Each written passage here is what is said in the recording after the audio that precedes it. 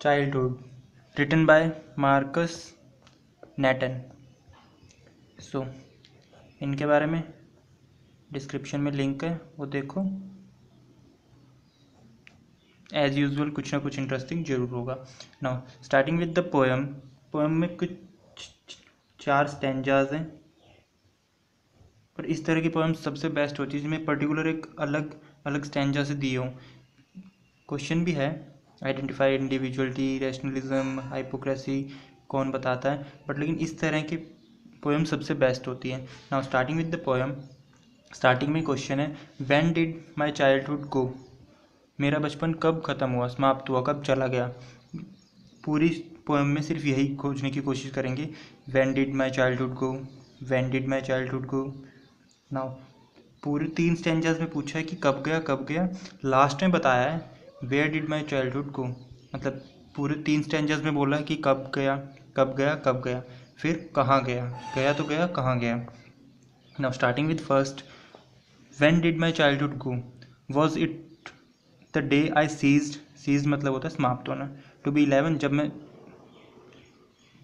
अपने जीवन के 11 साल समाप्त कर चुका था, क्या मेरा बचपन तब चला गया।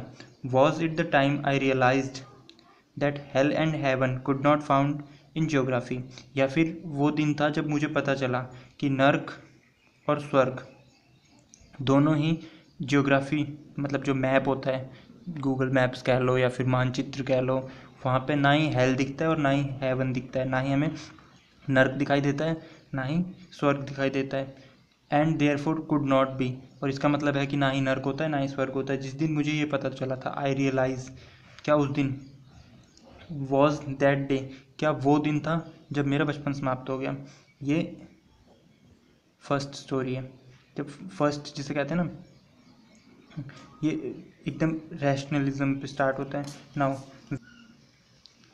When did my childhood go, मतलब फर्स्ट स्टैंजा ख़त्म होने के बाद वो सेकंड पे आता है और फिर अब दोबारा वही क्वेश्चन करता है खुद से कि मेरा चाइल्डहुड कब चला गया। Was it is the time I realise that adults were not all they seemed to be, same मतलब जैसा हमें लगता है। क्या मेरा चाइल्डहुड मतलब मेरा बचपन तब गया जब मुझे ये रियलाइज़ हुआ कि जैसे हमारे बड़े बुजुर्ग या एडल्ट्स हम दिखते हैं वैसे होते नहीं हैं। दे टॉक्ड ऑफ लव, वो प्यार की बातें करते हैं और कहते हैं कि प्यार से रहना चाहिए, but didn't act so lovingly, but उसकी तरह रहते नहीं हैं। क्या मुझे जिस दिन ये रियलाइज़ हुआ वो दिन था जब मेरा बचपन चला गया। देन ये सेकंड स्टैंजा में था। देन फिर थर्ड की बारी आती है। थर्ड में दोबारा वही question, when did my childhood गो, कब गया। क्या was it when I found my mind was really mine, जब मुझे पता चला कि मेरा खुद का दिमाग जो है वो सिर्फ मेरा है। To use whichever way I choose, मैं उसे हर उस तरह यूज़ कर सकता हूँ जैसा मैं चाहता हूँ। प्रोड्यूसिंग थॉट्स अपने हिसाब से बना सकता हूँ, that were not those of other people, जो दूसरे आदमियों के या पर्सनस के नहीं है। मैं अपनी मर्जी से अपने थॉट्स बना सकता हूँ।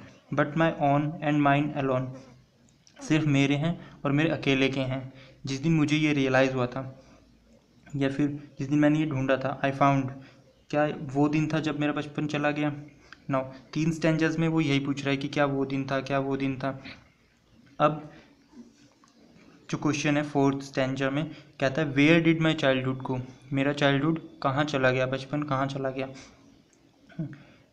इसको अगर हम नीचे से ऊपर पढ़ेंगे तो ज़्यादा समझ में आएगा। दैट्स ऑल आई नो, जितना मुझे पता है। It went to someone forgotten place, ये वहाँ पे गया है जिसके बारे में मुझे नहीं पता, भूली भटकी जगह जिसे कहते हैं ना, जिस जगह के बारे में भूल चुका हूँ। That's hidden in an infants face, infants face का मतलब यहाँ पे है बच्चे की शकल या फिर किसी बच्चे का जो फेस होता है ना बचपन में, वो उसी में खो गया या फिर कहीं भूली भटकी जगह चला गया है। सो सब में बार बार यही पूछ रहा था, कहाँ गया कहाँ गया, सॉरी कब गया, फिर कहता है कहाँ गया, एंड देन स्टॉप। सो मतलब मार्कस नैटन एकदम ये देखना चाहते हैं कि एडल्ट्स में अब वो भावना नहीं रही जो बचपन में होती थी। हम चाहते हैं कि हम बच्चों की तरह ये रिएक्ट करें, उनकी तरह रहें, बट है नहीं ऐसा कुछ।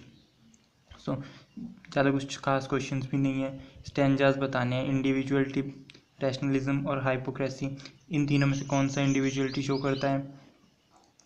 जो थर्ड स्टैंजा है, ये इंडिविजुअल, मैं अकेला खुद के दिमाग से अलोन सोच सकता हूँ।